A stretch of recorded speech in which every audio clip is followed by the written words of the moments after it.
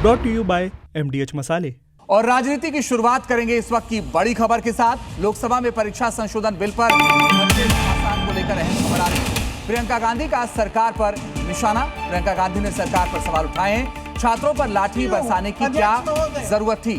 उन्होंने कहा कि मैं अस्पताल में पीड़ितों से मिलने गई, पैलेट गन चलाने की क्या जरूरत थी? लाठीचार्ज करने की क्या जरूरत थी? क्या जरूरत थी लड़कियों को जलील करने की? ये सारे सवाल प्रियंका गांधी ने आज लोकसभा में उठाए हैं चर्चा के दौरान। किसने ऑर्डर दिया? किसने ऑर्डर दिया पैलेट गन्स चलाने के लिए? किसने ऑर्डर दिया? आपके माध्यम से मैं पूछती हूं अध्यक्ष महोदय, किसने ऑर्डर दिया? प्रधानमंत्री जी ने दिया? गृह मंत्री जी ने दिया? जवाब देंगे? पूरा देश पूछ रहा है, सिर्फ कांग्रेस पार्टी नहीं पूछ रही है, पूरा देश पूछ रहा है। अध्यक्ष महोदय, देश के माता पिता पूछ रहे हैं, छात्र पूछ रहे हैं, अध्यापक पूछ रहे हैं, पूरा देश आज ये पूछ रहा है और आपकी जिम्मेदारी बनती है कि आप इस सवाल का जवाब दें। और बड़ी खबर इससे जुड़ी हुई एक और आपको बताते हैं, नए शिक्षा मंत्री पर प्रियंका गांधी ने टिप्पणी की। प्रियंका की टिप्पणी पर सदन में हंगामा हो गया। किरण रिजिजू ने प्रियंका की टिप्पणी का विरोध किया। नए मंत्री पर प्रियंका जी ने गलत बात कही है, कहा किरण रिजिजू ने प्रियंका जी को जिम्मेदारी से बोलना चाहिए। प्रियंका जी ने जो अभी हमारे वर्तमान नए शिक्षा मंत्री को जो उन्होंने टिप्पणी की, कैरेक्टर असैसिनेशन है एक तरीके से संसद में, और इस तरीके के भाषा हम उम्मीद नहीं करते हैं। मैं इसमें प्रहलाद जोशी जी ने भी खुद कहा है, एक तो उन्होंने प्रियंका जी ने जो गलत बात कही है रिकॉर्ड पे, उसको रिकॉर्ड से हटा दिया जाए। दूसरा इस तरह का भाषा का इस्तेमाल ना करें। इससे पहले कांग्रेस सांसद गौरव गोगोई ने भी छात्रों पर पैलेट गन चलाने और पेपर लीक को लेकर सरकार पर हमला किया, जिसका जवाब जितेंद्र सिंह ने दिया। नीट यूजी 2024 पेपर लीक के मामले में 45 में से 44 को बेल मिल चुका है। ये है इनकी गंभीरता, ये है इनके छात्रों के प्रति इनकी संवेदना। जो मूल व्यक्ति है जिसको मास्टरमाइंड कहा जाता है, संजीव मुखिया, 11 महीने तक वो फरार था। 11 महीने तक सरकार उसको पकड़ नहीं पाई। केवल किसी एक प्रदेश या एक प्रांत तक सीमित नहीं रहा, ऐसा पहले भी होता था। अलग अलग पार्टियों की सरकारें रही, अलग अलग प्रदेश रहे, सूची लंबी है। MDH की देगी मिर्च का तड़का, अंग अंग फड़का। MDH की देगी मिर्च। तो एक तरफ संसद में पेपर लीक के खिलाफ पेश विधेयक पर चर्चा हो रही थी, दूसरी तरफ छात्रों पर पुलिस एक्शन पर सियासी संग्राम थमने का नाम नहीं ले रहा है। दिल्ली में कॉकरोच पार्टी के प्रदर्शन में छात्रों पर पैलेट गन और बिहार में AK-47 से फायरिंग पर विपक्ष सरकार से जवाब के साथ ही इस पर संसद में चर्चा की मांग कर रहा है। जिन्होंने यूज किया है वो जानते हैं असली हींग का स्वाद। MDH सुपर हींग, शुद्धता का असली तड़का। MDH। किसने ऑर्डर दिया पैलेट गन्स चलाने के लिए? वो आदेश कहां से आया?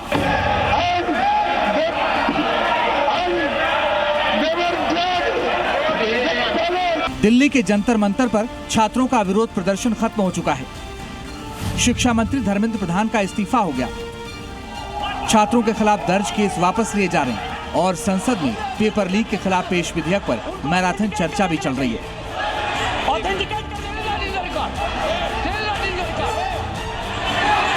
कि ये बिल ये प्रावधान भी देता है कि हर स्टेट और हर यूनियन टेरिटरी में एक स्पेशल फास्ट ट्रैक कोर्ट का गठन हो। डायरेक्टर और सीनियर मैनेजमेंट जो उसके इंचार्ज होंगे, even they will not be spared. कई बार ऐसा हो जाता है कानून में कि जो इमीडिएट हैंडलर है उसको पनिशमेंट हो जाती है। मगर इन सब के बीच दिल्ली में कॉकरोच पार्टी के प्रदर्शन में छात्रों पर पैलेट गन और बिहार में AK-47 से फायरिंग पर सियासी टेंशन खत्म नहीं हो रही है। किसने ऑर्डर दिया पैलेट गन्स चलाने के लिए? किसने ऑर्डर दिया? आपके माध्यम से मैं पूछती हूं अध्यक्ष महोदय, किसने ऑर्डर दिया? प्रधानमंत्री जी ने दिया? गृह मंत्री जी ने दिया? जवाब देंगे? पूरा देश पूछ रहा है। आज भी जब लोकसभा में एंटी पेपर लीक बिल पर चर्चा की शुरुआत हुई तो विपक्ष ने हंगामा खड़ा कर दिया और जब हंगामे के बाद बहस शुरू हुई तो भी कांग्रेस ने सरकार से पैलेट गन चलाने पर ही सवाल दागा। बार बार हम मांग कर रहे हैं कि किसने आदेश दिया, वो आदेश कहां से आया कि पैलेट गन का इस्तेमाल हो? किसने आदेश दिया?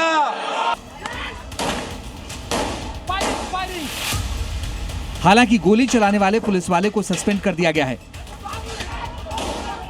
मगर विधानसभा में विपक्ष के नेता तेजस्वी यादव ने सीएम सम्राट चौधरी को अल्टीमेटम देते हुए पूछा कि जिन अफसरों ने छात्रों पर गोली चलाने का आदेश दिया उन पर कार्रवाई कब की जाएगी। आपने केस वापसी का तो ऐलान कर दिया जब हम लोगों ने आपको चेताया, लेकिन आप जो दोषी अधिकारी हैं कि किसके वजह से गोली चली और किसके आदेश से। हालांकि असम और बिहार सरकार ने बड़ा फैसला लेते हुए प्रदर्शनकारियों के खिलाफ केस वापस लेने और गिरफ्तार लोगों को रिहा करने का ऐलान कर दिया है। बिहार में 355 लोगों के खिलाफ केस वापस होगा, जबकि असम में गिरफ्तार किए गए 13 लोग रिहा होंगे। उधर सुप्रीम कोर्ट में भी छात्र आंदोलन के दौरान पुलिस कार्रवाई को लेकर दायर याचिकाओं पर सुनवाई हुई। इस दौरान कोर्ट ने कहा कि छात्रों का प्रदर्शन पूरी तरह शांतिपूर्ण था और प्रदर्शन करना उनका संवैधानिक अधिकार है। साथ ही कोर्ट ने राज्यों को निर्देश दिया कि ऐसे सभी प्रदर्शनकारियों को रिहा किया जाए जिनका कोई आपराधिक इतिहास नहीं है। ब्यूरो रिपोर्ट, जी मीडिया। तो एक तरफ विपक्षी दल छात्रों पर पुलिस एक्शन को मुद्दा बना रहे हैं, तो जम्मू कश्मीर की पूर्व सीएम महबूबा मुफ्ती ने 2 कदम आगे बढ़कर छात्र आंदोलन का मुस्लिम एंगल निकाल दिया है।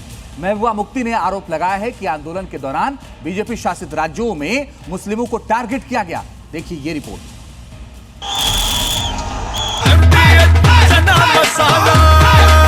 अब छोलिया हो या लोबिया, सफेद चने या काले चने, सब कुछ मजेदार बने।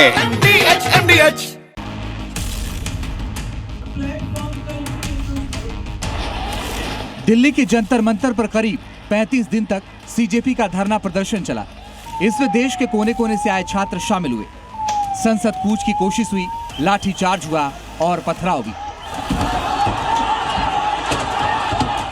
छात्रों के भविष्य के नाम पर राजनीतिक दल भी इस लड़ाई में कूद पड़े। किसी ने जाति या धर्म नहीं देखा, मगर जम्मू कश्मीर की पूर्व मुख्यमंत्री महबूबा मुफ्ती को आंदोलन में भी हिंदू मुस्लिम नजर आया और छात्र आंदोलन को मजहब में बांटने की सियासी काम शुरू कर दिया। महबूबा मुफ्ती ने सोशल मीडिया पर एक पोस्ट किया जिसमें उन्होंने लिखा, बिहार, यूपी, पश्चिम बंगाल और बीजेपी शासित दूसरे राज्यों से ऐसी परेशान करने वाली खबरें आ रही हैं कि जंतर मंतर पर हुए विरोध प्रदर्शन में शामिल युवाओं को गिरफ्तार किया जा रहा है। और भी चिंता की बात यह है कि जिन लोगों को निशाना बनाया जा रहा है उनमें ज्यादातर मुसलमान हैं। बीजेपी मुस्लिम युवाओं को टारगेट कर रही है। छात्र आंदोलन में मुस्लिम एंगल पर अब सियासत भी शुरू हो गई है। बीजेपी ने महबूबा मुफ्ती के आरोप पर पलटवार किया है और कहा महबूबा मुसलमानों के नाम पर अपनी सियासी रोटियां सेक रही हैं। महबूबा मुफ्ती जी के दिमाग में सांप्रदायिकता का कीड़ा रेंग रहा है और हर चीज में उनको सांप्रदायिकता की बू आती है और रहती हिंदुस्तान में है, मन उनका कहीं और भटका करता है। महबूबा मुफ्ती को बीजेपी ने ही आईना नहीं दिखाया, बल्कि खुद मौलाना साजिद रशीदी ने भी उन्हें 2 टूक जवाब दिया। उन्होंने कहा मुस्लिमों को गुमराह करने के लिए नया शिगुफा छोड़ा जा रहा है। अब एक नया शोशा महबूबा मुफ्ती ने छोड़ दिया कि मुसलमानों को चुन चुन के टारगेट किया जा रहा है। हालांकि इस छात्र आंदोलन में मुसलमानों ने अपने आप को दूर रखा और हम भी बार बार अपील करते रहे कि मुसलमान इससे दूर रहें। ऐसे में सवाल उठ रहे हैं, क्या पेपर लीक को राजनीति का जरिया बनाया जा रहा है?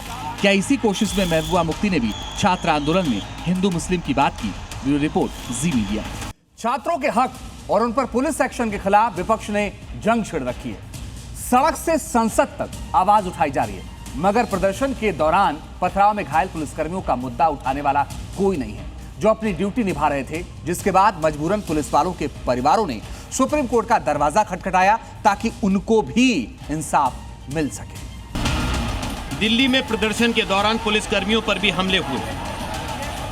दिल्ली में सीजेपी आंदोलन के दौरान हिंसा हुई। पुलिस पर लाठीचार्ज हुआ, पूरे देश ने देखा। छात्रों पर लाठीचार्ज का मुद्दा सड़क से संसद तक गूंजा।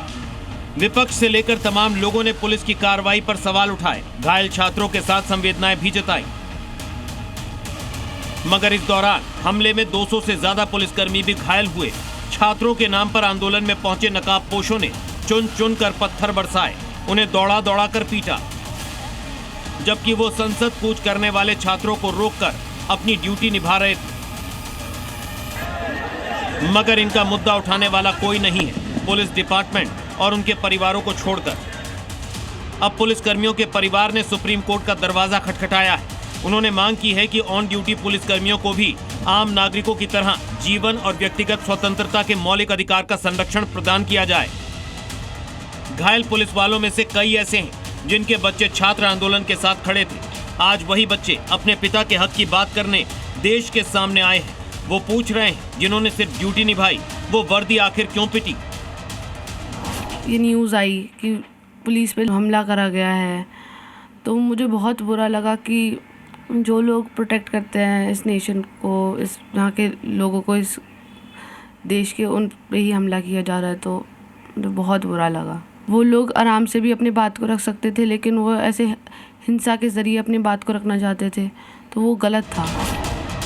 उपद्रवी के हमले में घायल नंद किशोर सिंह फिलहाल अपने घर पर है, मगर जंतर मंतर प्रोटेस्ट के दौरान कनॉट प्लेस थाने में पोस्टेड हेड कांस्टेबल बाबूलाल आज भी अस्पताल में भर्ती हैं। उनके शरीर में कई फ्रैक्चर हैं, सिर में गंभीर चोट है। हेड कांस्टेबल बाबूलाल के परिवार पर भी विपत्ति टूटी है। दंगाइयों ने 20 जुलाई को उस वक्त उनको घेरकर बुरी तरह पीटा जब वो थाने से निकलकर ड्यूटी पर जा रहे थे। ऐसा एक जगह नहीं है जहाँ चोट नहीं पहुंची हो, हर जगह से पूरा शरीर नीला पड़ा हुआ है। हाथ फ्रैक्चर हो गया है 3 जगह से, और सर में 4 mm घाव है, वहाँ पे 5 टाँके आए हैं। दुखी हूँ सर, बहुत अंदर से जी टूट रहा है सर। पापा को जब देखता हूँ दर्द में ऐसे। यानी एक तरफ छात्रों पर हमले पर सियासी संग्राम मचा है, तो दूसरी तरफ हमारी सुरक्षा में तैनात जवानों की सुध लेने वाला कोई नहीं। ब्यूरो रिपोर्ट, जी मीडिया। अब बात यूपी की राजनीति की, जहां अगले साल विधानसभा चुनाव से पहले बीजेपी फुल एक्शन में और सीएम योगी के हैट्रिक के लिए एक एक कदम सोच समझकर उठाए जा रहे हैं। इसी कड़ी में अब यूपी के बीजेपी कैंडिडेट के सिलेक्शन से पहले सर्वे किए जाने की खबर है, ताकि सही उम्मीदवार को ही चुनाव मैदान में उतारा जाए, जो टीम योगी को मजबूत भी करे।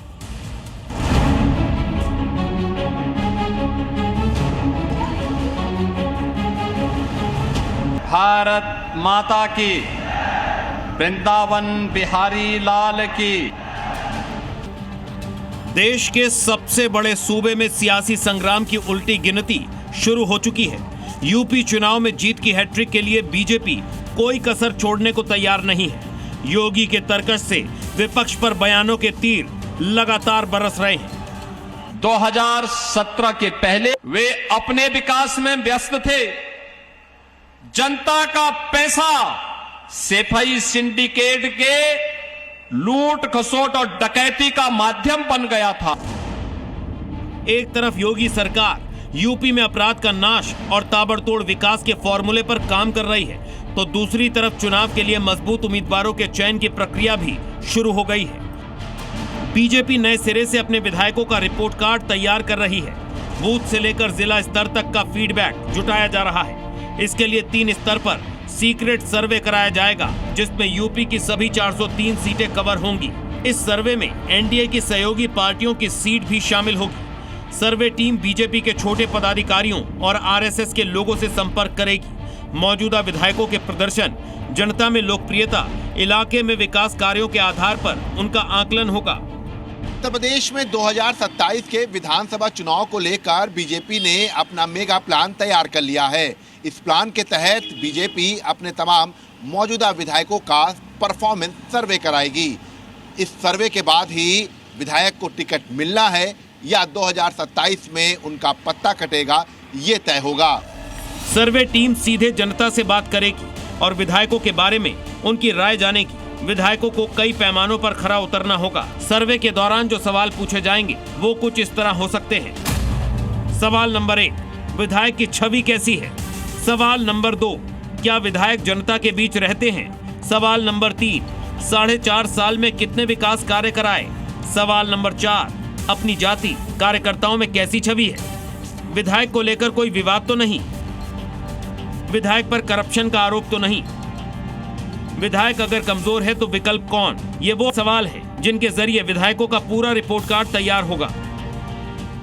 हारी हुई सीटों को लेकर भी अलग से सर्वे का प्लान तैयार किया गया है।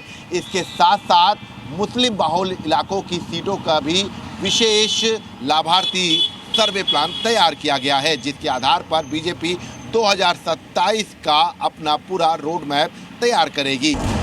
इसके अलावा पार्टी उन सीटों का भी सर्वे कराएगी जहां 2012, 2017 और 2022 के विधानसभा चुनाव में बीजेपी को लगातार हार का सामना करना पड़ा है। ऐसी 61 सीटों पर बीजेपी का खास फोकस है। सर्वे के दौरान चुनावी डेटा, जातीय समीकरण और बूथ लेवल का फीडबैक लिया जाएगा। ये सीटें खासकर पूर्वी और पश्चिमी उत्तर प्रदेश की हैं। सूत्रों के मुताबिक सर्वे रिपोर्ट आने के बाद कई मौजूदा विधायकों का पत्ता कट सकता है। उनकी जगह नए चेहरों पर दांव लगाया जा सकता है, क्योंकि इससे एंटी इनकम्बेंसी कम की जा सकेगी। साथ ही जातीय और सामाजिक समीकरण, क्षेत्रीय संतुलन का ध्यान रखा जा रहा है, जिससे कई विधायकों की टेंशन बढ़ गई है। लखनऊ से विशाल रघुवंशी के साथ ब्यूरो रिपोर्ट, जी मीडिया। और यूपी में 2 दिन बाद कांवड़ यात्रा शुरू होने वाली है, जिसमें लाखों सनातनी श्रद्धालु पवित्र गंगा जल लेने के लिए हरिद्वार का रुख करेंगे। लिहाजा योगी फोर्स फुल एक्शन में है ताकि किसी भी तरह की सनातन विरोधी साजिश कामयाब न हो सके। देखिए ये खास रिपोर्ट। जल लेकर के आएगा, शिवालयों में जलाभिषेक करेगा, प्रदेश के कल्याण का कामना करेगा। धूम धड़ाके के साथ कांवड़ यात्रा निकलेगी, घबराओ मत, धूम धड़ाके से निकलेगी। तीर्थ नगरी यूपी में कांवड़ यात्रा की उल्टी गिनती शुरू हो चुकी है। मंदिर से लेकर शिवालय और गंगा घाट तक टाइट सिक्योरिटी है, क्योंकि सीएम योगी का क्लियर मैसेज है कि कांवड़ यात्रा धूमधाम कानून के पालन किए जाएं। सनातनी मेले में कोई विघ्न न डाले, क्योंकि सावन में सीएम योगी के लिए कांवड़ियों की सुरक्षा और सुविधा सबसे बड़ी प्राथमिकता होगी। योगी आदित्यनाथ की इस प्रतिज्ञा को लागू करने के लिए एक तरफ कांवड़ मार्ग पर पर्दा मॉडल लागू हो गया है, तो दूसरी तरफ शिव भक्तों के लिए सात्विक सुरक्षा की भी व्यवस्था की गई है। जी हां, अब तक कांवड़ मार्ग पर नॉनवेज की दुकानें बंद करने का फैसला किया गया। हर ढाबे के लिए नेम प्लेट लगाना जरूरी किया गया, लेकिन अब कांवड़ रूट पर पर्दा मॉडल लॉन्च हो गया है। यह पर्दा मॉडल क्या है, जानने के लिए यह तस्वीर देखिए, जो यूपी के मुजफ्फरनगर की है, जहां कांवड़ रूट पर पड़ने वाली दुकानों पर पर्दा लगाया गया है। यह पर्दा शराब की दुकानों पर लगाया गया है, क्योंकि प्रशासन ने फैसला लिया है कि कांवड़ रूट पर पड़ने वाले शराब की दुकानों को पर्दे से ढका जाएगा। क्यों ढका गया है शराब के ठेकों को पर्दे से? ये कांवड़ यात्रा को मद्देनजर रखते हुए ढका गया। क्या कारण है? इससे कोई फर्क पड़ता है या कोई बात ना हो जाए, किस लिए रखा जाता है? ये इस वजह से लगाया जाता है ताकि किसी का जल खंडित ना हो, कोई पीने वाला जो है उस पर हाथ उठ ना टच करे। इसके मद्देनजर रखते हुए पर्दे लगाए गए हैं ताकि कांवड़ी अपना आराम से गंतव्य की ओर रवाना हो सके। मुजफ्फरनगर में तो शराब की दुकानों को पर्दे से ढक दिया गया, और अब ऐसा ही गाजियाबाद में भी होने जा रहा है। यहाँ श्रद्धालुओं की आस्था और सुविधा को ध्यान में रखते हुए कांवड़ मार्ग की 170 शराब दुकानों के सामने पर्दे लगाए जाएंगे। उन पर 6 आबकारी टीमें लगातार निगरानी रखेंगी। प्रशासन का साफ कहना है कि भोले के भक्तों की आस्था का सम्मान सर्वोपरि है, इसलिए दुकानें बंद नहीं होंगी, लेकिन कांवड़ मार्ग से दिखाई भी नहीं देंगी। आपको क्या कोई जानकारी अब तक मिली है कि जो कांवड़ के रास्ते में जितनी शराब की दुकानें हैं उनके आगे पर्दे लगाने का जो है आदेश दिया गया है? और पर्दे लगाए जाएंगे बाकायदा, यहाँ पे पूरा कवर किया जाता है, जो पब्लिक को ज़्यादा इससे डिस्टर्ब ना हो, दिक्कत ना हो। तो क्या इस बीच ऐसा होता है कि आपको कोई नुकसान ज़्यादा होता है? नहीं, सेल वेल पे तो थोड़ा डिफरेंस पड़ता ही है, फर्क तो पड़ेगा ही, क्योंकि भाई पर्दे लगेंगे, कांवड़ चलेंगे तो जाहिर सी बात है सावन के टाइम में थोड़ा पीना भी कम करते हैं पब्लिक, ये है। तो आप प्रशासन का पूरा सहयोग करेंगे इस चीज़ के लिए? बिल्कुल बिल्कुल, हम तो उनके समक्ष हैं, जो कहेंगे वही होगा। एक तरफ मांस मंदिरा की दुकानों पर पर्दा लगा है, तो दूसरी तरफ मांस मंदिरा का सेवन करने वाले पुलिसकर्मियों को भी श्रद्धालुओं से दूर रखा गया है। प्रयागराज प्रशासन ने फैसला लिया है कि कांवड़ रूट पर सिर्फ शाकाहारी पुलिसकर्मी तैनात रहेंगे। इसका मकसद सिर्फ मंदिरों में कानून व्यवस्था बनाए रखना नहीं, बल्कि ऐसा माहौल बनाना है जहां हर कांवड़िया महसूस करे कि उसकी आस्था का सम्मान सर्वोपरि है। इसके लिए प्रयागराज के कांवड़ मार्गों और प्रमुख शिवालयों में इस बार ऐसे पुलिसकर्मियों की तैनाती की जा रही है जो मांस और मदिरा से दूर रहते हैं, आध्यात्मिक दृष्टिकोण रखने वाले हों। ये फैसला केवल उत्तर प्रदेश में नहीं पूरे भारत में लागू होना चाहिए। जहाँ पर कांवड़ यात्रा निकल रही है, जहाँ कांवड़िए महादेव को जल लेकर जा रहे हैं उनका अभिषेक करने के लिए, ऐसे स्थान पर अगर ये फैसला आया है तो बहुत ही स्वागत योग्य है। बड़ा सुंदर फैसला सरकार ने लिया है। हम चाहते हैं पूरे भारत के अंदर समस्त सरकारें ये फैसला लें। हमारे मुख्यमंत्री जानते हैं सनातनी परंपरा क्या है, किस प्रकार का माहौल होना चाहिए। उन्होंने हमेशा से सनातनी हिंदुओं की भावनाओं को समझा है, मठ मंदिरों का जीर्णोद्धार कराया है कांवड़ यात्रियों के लिए, और जितने भी धार्मिक यात्रा निकलती हैं उन सभी में बहुत अच्छी व्यवस्था करती हैं। इसके लिए ड्यूटी पर तैनात पुलिसकर्मियों को खास प्रशिक्षण दिया गया है। उन्हें बताया गया कि कांवड़िए सिर्फ श्रद्धालु नहीं बल्कि इस महापर्व का केंद्र हैं। इसलिए बातचीत में विनम्रता और हर कार्रवाई में संयम के साथ श्रद्धा झलकनी चाहिए।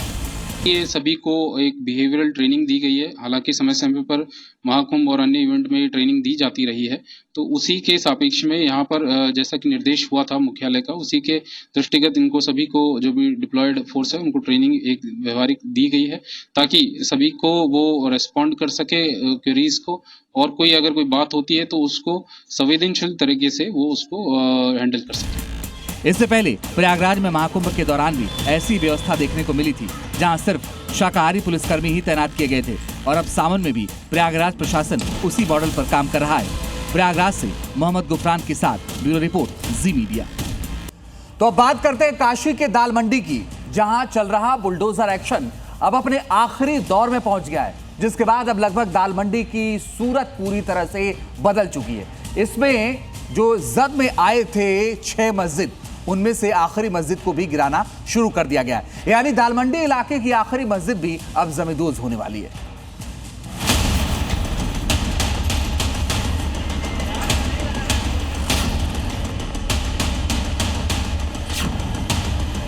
दालमंडी की गली की बोर्ड लगी है जो अब अतीत बनने वाली है। 6 महीने, 176 भवन, 5 मस्जिद, और अब दाल मंडी में एक्शन का शुरू हुआ क्लाइमेक्स। वाराणसी की प्रसिद्ध दाल मंडी गली, जहां चौड़ीकरण के लिए बुलडोजर एक्शन चल रहा है, वो अब अंतिम दौर में पहुंच चुका है। दाल मंडी की रूप और रेखा बदल चुकी है। जो दाल मंडी पहले सकरी थी, अब चौड़ी दिखने लगी है। दरअसल दाल मंडी में एक्शन के अब ये आखिरी 90 घंटे हैं, क्योंकि इसे 31 जुलाई तक सभी चिन्हित भवनों और मस्जिदों को तोड़कर ध्वस्तीकरण का काम पूरा किया जा रहा है। आप देखिए कि जो सकरी गली है दालमंडी की, अब वो काफ़ी चौड़ी नज़र आने लगी है। दोनों तरफ से जो दुकानें हैं उनको पूरी तरीके से तोड़ा जा रहा है, डिमोलिश किया जा रहा है। इसके साथ ही अब जो मस्जिद का हिस्सा है वो भी अब तोड़ा जा रहा है। बाकायदा नंबरिंग हुई है दुकानों की। देखिए 20 नंबर, 19 नंबर, 18 नंबर और 17 नंबर। उसके ठीक बगल में दालमंडी की गली की बोर्ड लगी है जो अब अतीत बनने वाली है, और इसी गली को लगातार अब तोड़ा जा रहा है। दाल मंडी में सबसे ज्यादा विवाद 6 मस्जिदों को लेकर था, जिसमें से 5 को तोड़ा जा चुका है, तो अब आखिरी बची मस्जिद पर भी हथौड़ा चलाया जा रहा है। लंगड़ा हाफिज मस्जिद पर कल से हथौड़ा एक्शन शुरू हुआ, जिसमें प्रशासन और मस्जिद कमेटी की आपसी सहमति से निर्माण हटाने का फैसला लिया गया। अब खुद ही मस्जिद कमेटी हथौड़ा चलवा रही है। अब ये 6वीं और आखिरी जो लंगड़ा हाफिज मस्जिद है उसको यहाँ पर तोड़ा जा रहा है, और आप देखिए कि इसमें आने वाली 24 दुकानों को खाली करा दिया गया, और उसके बाद जो तोड़फोड़ की कार्रवाई है वो शुरू कर दी गई है। साथ ही सुरक्षा के लिहाज से अगर बात करें तो जो तमाम सुरक्षा कर्मी हैं वो यहाँ पर तैनात हैं, पैरामिलिट्री फोर्सेस तैनात है। इसके साथ ही ये पूरा जो एरिया है उसको बैरिकेड किया गया है। मस्जिद को तोड़े जाने के दौरान किसी तरह का विवाद न हो, इसलिए प्रशासनिक अमला मौके पर मौजूद रहा। 200 से ज्यादा पुलिसकर्मी तैनात रहे। 2 सेक्शन पीएससी की तैनाती की गई। एसीपी के अलावा एडिशनल सिटी मजिस्ट्रेट और नगर निगम के अधिकारी भी मौजूद रहे।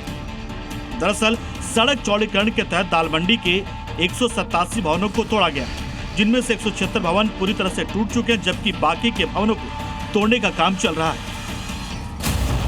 दालमंडी में सड़क चौड़ीकरण का काम जितना तेजी से हो रहा है, उतनी ही तेजी से विरोध में लोग कभी पोकलैंड मशीनों के सामने आ जाते हैं, कभी कर्मचारियों को गुस्से का सामना करना पड़ता है और कुछ दिन पहले तो पुलिस वालों पर हमला भी किया गया था। लेकिन तब भी एक्शन लगातार जारी है, क्योंकि दाल मंडी के लिए बनाई गई इस परियोजना से दाल मंडी अब सकरी भीड़भाड़ वाली पुरानी बाजार की जगह एक आधुनिक चौड़ी सड़क वाले व्यावसायिक क्षेत्र के रूप में उभर रहा है, जिससे लोगों को जाम से मुक्ति मिलेगी और काशी विश्वनाथ धाम पहुंचने के लिए एक और वैकल्पिक रास्ता खुल जाए। Bureau report, C media. और अब बात शहर से लेकर पहाड़ तक कुदरत के मार की, जिसकी तस्वीरें लगातार आ रही हैं। आपको 6 अलग-अलग तस्वीरों के जरिए दिखा रहे हैं, जिसमें एक तरफ उत्तराखंड, हिमाचल प्रदेश और जम्मू कश्मीर जैसे पहाड़ी राज्य हैं, तो दूसरी तरफ गुजरात, असम और उत्तर प्रदेश है। मगर दोनों ही तरफ की तस्वीरें कमोबेश एक जैसी हैं। क्या मैदान, क्या पहाड़, हर जगह बादलों की दहाड़ सुनाई दे रही है। और इससे जुड़ी बेहद अहम रिपोर्ट भी आपको देखनी चाहिए। देवभूमि उत्तराखंड की राजधानी देहरादून से डरा देने वाली तस्वीरें सामने आई हैं। लगातार हो रही भारी बारिश के चलते प्रेमनगर के नंदा की चौकी के पास टॉन्स नदी पर बना पुल पहले ही बारिश में क्षतिग्रस्त हो गया। करीब 16 करोड़ रुपए की लागत से बने इस पुल के बीचों बीच बड़ा गड्ढा हो गया। फिलहाल जिला प्रशासन और आपदा प्रबंधन की टीमें मौके पर मुस्तैद हैं। देहरादून के गोविंदगढ़ इलाके में छोटी बिंदाल नदी की सुरक्षा दीवार भी तेज बहाव नहीं झेल सकी। भारी बारिश के चलते दीवार का बड़ा हिस्सा नदी में समा गया, जिससे आसपास के मकानों पर खतरा बढ़ गया है। स्थानीय लोगों का कहना है कि लंबे समय से मरम्मत की मांग की जा रही थी, लेकिन समय रहते कार्रवाई नहीं हुई। पहाड़ों से लेकर मैदानी इलाकों तक बारिश का तांडव जारी है। उत्तराखंड में मौसम विभाग ने देहरादून, उत्तरकाशी, टिहरी, रुद्रप्रयाग, चमोली, नैनीताल, बागेश्वर, उधम सिंह नगर और पिथौरागढ़ समेत 9 जिलों के लिए ऑरेंज अलर्ट जारी किया है। अगले 3 दिनों तक भारी से बहुत भारी बारिश की चेतावनी दी गई है। कई जगह भूस्खलन से सड़कें बंद हैं, जबकि एसडीआरएफ, एनडीआरएफ और जिला प्रशासन हाई अलर्ट पर है। प्रशासन ने देहरादून समेत कई जिलों में क्लास 1 से 12वीं तक के सभी स्कूलों और आंगनबाड़ी केंद्रों में छुट्टी घोषित कर दी है। लगातार बारिश के कारण जनजीवन पूरी तरह अस्त व्यस्त हो गया है। उधर पिथौरागढ़ में भी हालात गंभीर बने हुए हैं। लगातार बारिश से काली नदी का जलस्तर तेजी के साथ बढ़ने लगा है। संभावित खतरे को देखते हुए पिथौरागढ़ पुलिस ने चेतावनी जारी की है। टिहरी के घनसाली इलाके में बिलंगना नदी का जलस्तर भी लगातार बढ़ रहा है। आधी रात से हो रही बारिश के बाद नदी उफान पर है। वहीं नरेंद्रनगर, गुजराड़ा, रानी पोखरी मार्ग पर पहाड़ी से मलबा आने के कारण सड़क एहतियातन बंद कर दी गई है। उधर हिमाचल प्रदेश में भी मानसून अपने सबसे खतरनाक रूप में है। चंबा जिले में बीती रात हुई भारी बारिश के बाद अचानक फ्लैश फ्लड से भारी तबाही मची है। कई घरों में मलबा घुस गया है, 2 ट्रक मलबे में दब गए हैं और 5 कारें पानी में बह गई हैं। शिमला में सुबह से हो रही मूसलाधार बारिश और घने कोहरे के कारण विजिबिलिटी बेहद कम हो गई है। शिमला, बिलासपुर, कांगड़ा, मंडी, सोलन और सिरमौर समेत कई इलाकों में भारी से बहुत भारी बारिश की चेतावनी दी गई है। मौसम विभाग के मुताबिक पिछले कुछ दिनों तक हालात ऐसे ही बने रह सकते हैं। ऐसे में प्रशासन, एसडीआरएफ और एनडीआरएफ की टीमें पूरी तरह से मुस्तैद हैं। पहाड़ी इलाकों में जाने से पहले मौसम की जानकारी जरूर लें और सुरक्षित स्थानों पर रहें, क्योंकि फिलहाल पहाड़ों पर मानसून का ये दौर थमने वाला नहीं दिख रहा। ब्यूरो रिपोर्ट, जी मीडिया। और अब बड़ी खबर आ रही है, आपको बताते हैं पीओके से। पीओके में दिखा है पाकिस्तानी पुलिस का क्रूर चेहरा। युवाओं पर बर्बर कार्रवाई करती दिखी पुलिस। राजनीतिक दल के कार्यकर्ताओं पर जाती पुलिस वैन में जबरन भर्ती दिख रही है पुलिस। कई युवाओं के जख्मी होने की भी खबर सामने आई है। तो पाकिस्तान का जनरल मुनीर बलूचिस्तान से लेकर खैबर तक विरोधियों पर जिस तरह से जुल्म करता रहा, उससे ये बात साबित हो चुकी है कि वो हत्यारा तानाशाह बन चुका है। इस बार मुनीर ने कत्लेआम की नई मिसाल गढ़ी है। बलूचिस्तान में तो पाकिस्तानी फौज बलोच आर्मी से लड़ती है, लेकिन पीओके में शांतिपूर्ण प्रदर्शनकारियों पर जिस तरह AK-47 से गोलियां बरसाई गई, उसकी पूरी दुनिया में मजम्मत हो रही है। बंदूकों के जोर के आगे इनकलाब का शोर कितना तेज हो सकता है, ये पाकिस्तान के कब्जे वाले कश्मीर में सुनाई दे रहा है। ऐसा लग रहा है कि हम फलस्तीन में हैं, कसम से इन्होंने वो हालत बनाई हुई है। पाकिस्तान का आर्मी चीफ मुनीर ये ऑर्डर पहले ही जारी कर चुका था। विरोध की हर आवाज कुचल दो, जो भी सर उठाए उसे गोलियों से भून डालो। सोमवार को पाकिस्तानी रेंजर्स ने यही किया। AK-47 जैसे वॉर वेपन की नाल सीधे प्रदर्शनकारियों पर खोल दी। इस वीडियो में वो गन शॉट्स आप खुद सुन सकते हैं। ये 17 लोगों की मौत एक अनुमानित आंकड़ा है। जिस तरह मुनीर की फौज ने रावलकोट के लॉन्ग मार्च पर सीधे AK-47 से फायरिंग करवाई, उसमें मौत का आंकड़ा 100 से ऊपर जा सकता है। मुनीर की फौज जैसे पहले से तय करके आई थी कि इस बार वोटिंग का जो विरोध करेगा उसकी लाशें बिछा दी जाएंगी, लेकिन गोलियों के बौछार के बीच कश्मीरियों का इनकलाब रुका नहीं, काफिला थमा नहीं। रास्ते में जितने भी सरकारी ठिकाने दिखे, पुलिस की चौकियां दिखी, उसे तोड़ते फोड़ते काफिला आगे बढ़ता रहा। दिल में पाकिस्तान की फौज से नफरत और जुबान पर इनकलाब और आजादी के नारे। ये पूरा प्रोटेस्ट पिछले जून से ही चल रहा है, लेकिन पाकिस्तानी हुक्मरान ना तो अपने कब्जे वाले कश्मीर के लोगों से बात करना चाहते हैं और ना ही इनकी सुनना चाहते हैं। पाकिस्तान में जिहादी जनरल ने कसाई आर्मी को काम पर लगा दिया है, तो पेरिस में कट्टरपंथी मजहब के नाम पर सड़कों पर खून बहा रहे हैं, वो भी अल्लाह के नाम पर। आखिर यूरोप के देशों में इस्लामिक कट्टरपंथी इस कदर हावी क्यों और कैसे हो गए, इस रिपोर्ट में देखिए।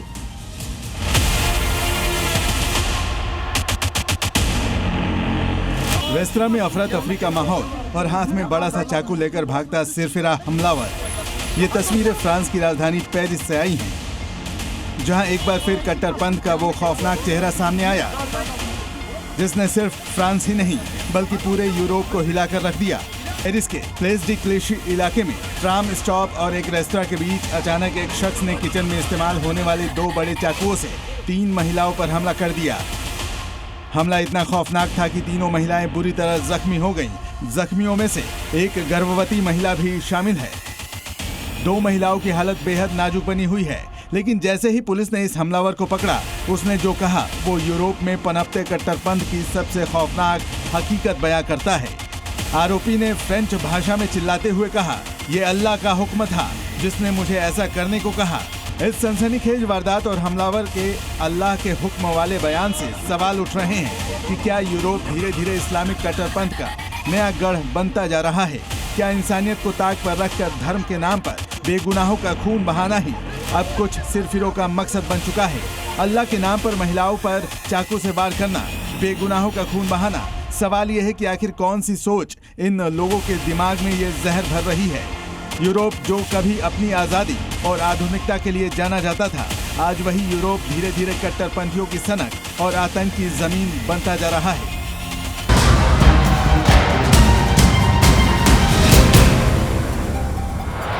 Brought to you by MDH मसाले।